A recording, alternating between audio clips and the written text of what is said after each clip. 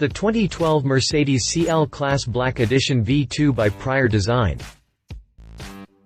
When it comes to building wide-body tuning kits, you won't find a tuner that does a better job than Prior Design.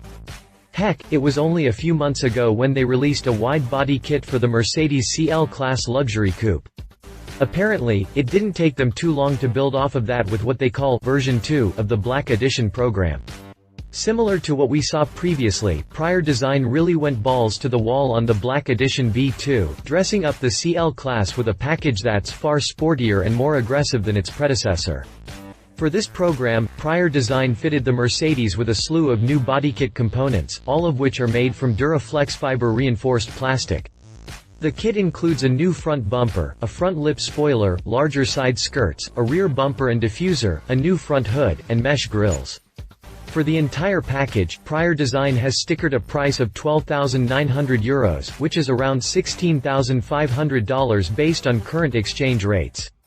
Given the money customers are likely to invest or have invested on a CL Class, this kind of purchase shouldn't be too much of a problem. Update the 5th of September 12. New photos of Prior Design's Black Edition V2 program for the CL Class have just been released. Check them all out at the gallery below.